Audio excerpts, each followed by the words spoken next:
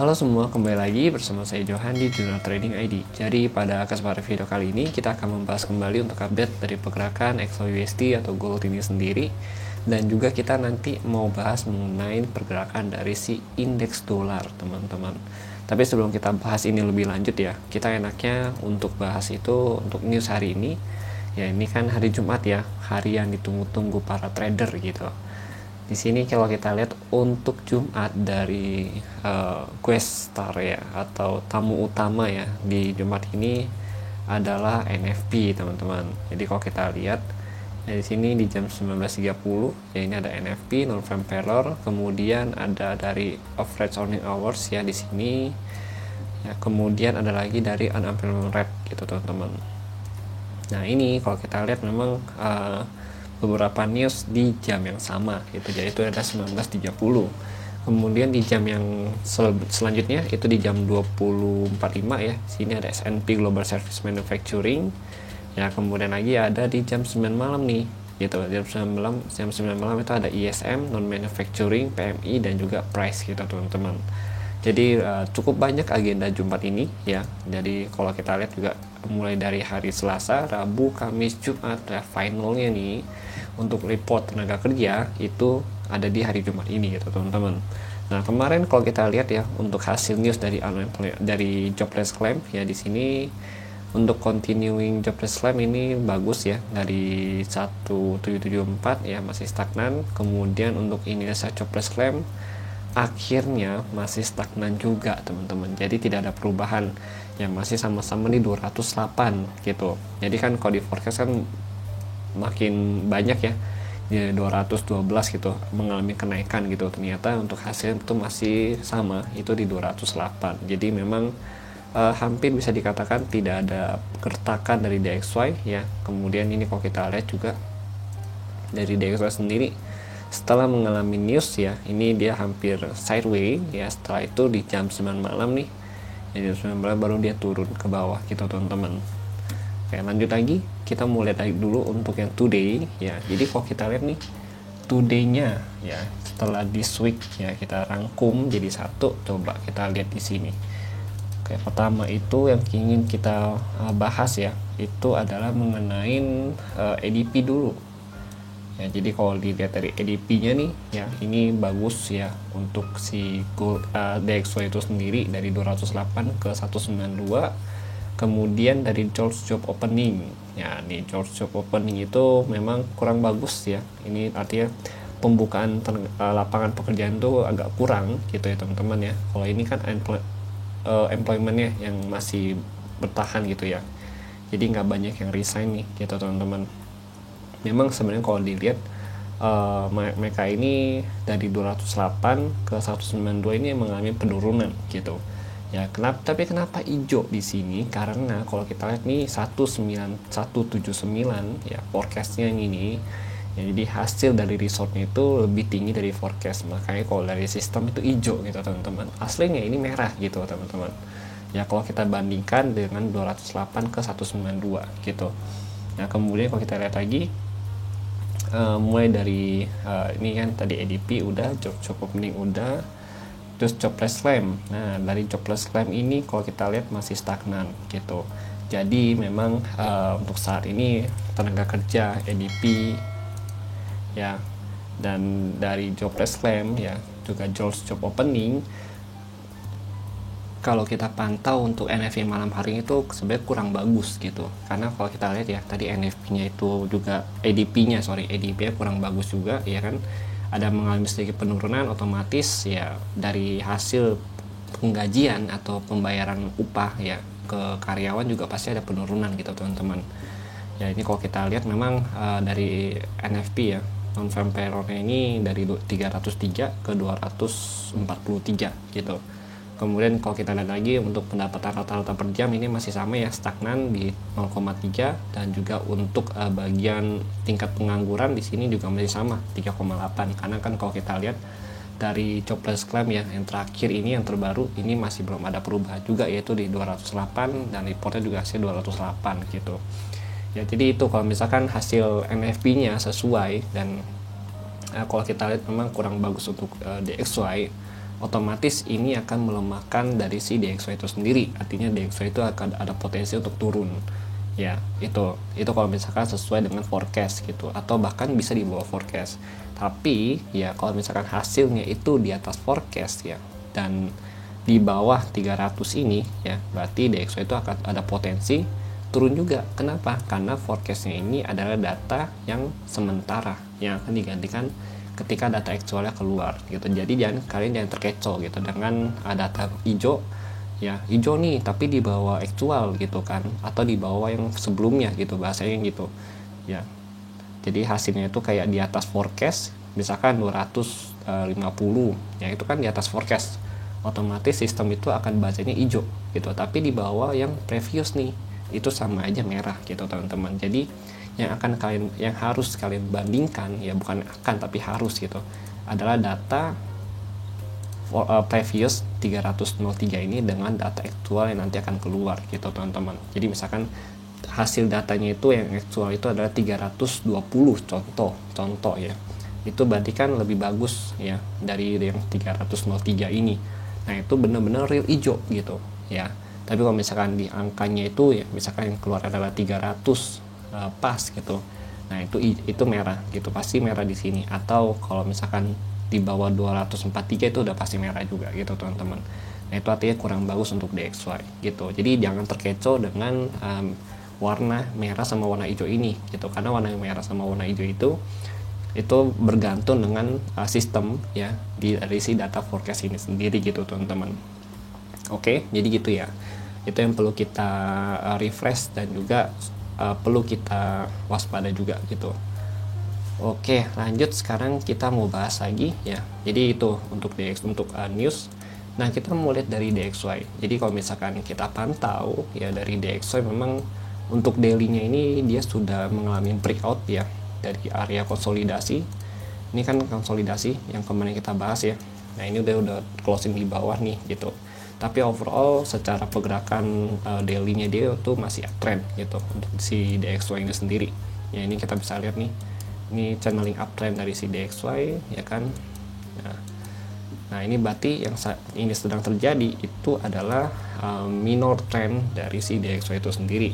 Tapi overall secara trend pasti DXY masih uptrend gitu. Nah ini minor trendnya itu kalau memang hasilnya hari ini ya, kalau kita bilang NFP itu jelek untuk DXY misalkan gitu, hasilnya sesuai gitu, nah maka DXY ini akan lanjut turun dan akan breakout dari level hari ini gitu, level support hari ini gitu. Ini kan support hari ini tuh kurang lebih ya di 105.13 ya sampai 105.31 gitu untuk support hari ini. Nanti penurunan terendah dia itu bisa sampai ke level ini nih, supportnya dia di sini ya, di support terendah dia itu di 104.69 sampai 104.49. Sedangkan untuk area support terdekat dia itu ada di sini, area breakout daily-nya dia nih itu di 104.84 sampai 104.96 gitu teman-teman. Oke, jadi kita pantau ini untuk DXY. Untuk DXY begitu ada laporan atau report dari NFP gitu. Nah, cuma kalau misalkan hasilnya bagus untuk DXY ya di atas 303, maka DXY bisa ada potensi untuk rebound dari level area support ini untuk retest kembali ke level harga sini, area breakout dia nih ya di sini itu di 105.56 sampai 105.68 gitu, atau bahkan bisa closing di atas 106.68 gitu teman-teman ya. Jadi let's see ya nanti bagaimana ya untuk si DXY ini sendiri. Tapi kalau secara technically, yang tadi kan secara sentimen ya, tapi kalau secara technically memang harusnya ini dia melanjutkan penurunan ke bawah gitu, karena dia sudah keluar dari zona akumulasinya dia gitu. Nah nanti menurun ke bawah sampai kemana bang? Nah bisa sampai ke level ini nih ya, untuk retest kembali ke area trendline supportnya dia gitu. Ini penurunan terendah dia. Nah kalau kita mau jabanin sih sebenarnya kurang lebih di sini ya untuk area penurunan dia. Nah kita bikin dulu zonanya. Nah nanti kurang lebih di sini lah gitu ya, kurang lebih di sini di 104.15 sampai 103.97. Tapi nggak hari ini gitu ya, nggak hari ini mungkin masih butuh 2-3 minggu lagi untuk bisa sampai di sini gitu teman-teman gitu. Oke, jadi itu untuk big view. Nanti kita akan bahas juga, refresh lagi di video weekly ya, ini untuk big view-nya ini gitu. Sekarang kita lanjut untuk gold ya. Jadi kalau kita lihat nih untuk gold sendiri ya, kalau kita pantau mungkin enak kita pantau di daily dulu. XAUUSD daily ya di sini. Nah, ini untuk daily-nya ya. Jadi biar jelas dulu nih gitu. Sebelum kita lihat ke yang intraday, kita intip dulu ke daily-nya dia. Nah, kalau dari daily memang untuk saat ini ya gold itu masih bisa dikatakan berada di accumulation zone gitu. Ya, accumulation zone itu berarti dengan area support itu kurang lebih di sini nih. Support level untuk daily itu di 2079.58 sampai 2305 gitu teman-teman. Nah, itu kemudian untuk resistennya daily-nya itu ada di 2338 ya sampai 2352 gitu. Nah, ini adalah zona SNR daily gitu. Sedangkan untuk minor ya dari daily itu ada di 2320.20 gitu. Ini kalau kita lihat ada patahan nih dari si candlestick-nya gitu. Nah, ini untuk informasi dari daily. Nah, kemudian kita lihat dari struktur. Nah, kalau dari struktur secara daily memang ini udah bearish struktur ya. Udah mulai membentuk bearish strukturnya dia. Kalau hari ini ya, kalau kita bilang lagi secara sentimen untuk NFP. Nah, ini misalkan NFP itu sesuai forecast melemah gitu ya. Berarti kan si DXY ini turun gitu. Otomatis si gold ini naik nih gitu. Dia bisa rebound dari level ini lagi nih, dari level support daily-nya dia, nanti bisa rebound kurang lebih ke level 2320.20 ya, dengan kenaikan tertinggi nanti potensi itu bisa sampai ke 2327 atau bahkan ekstrimnya itu bisa ke 2330 kembali gitu teman-teman ya. Jadi itu. Nah, kemudian kalau misalkan hasilnya itu negatif untuk gold ya, artinya positif nih untuk DXY ya, dan DXY naik nih kalau misalkan positif gitu kan, berarti goldnya negatif turun.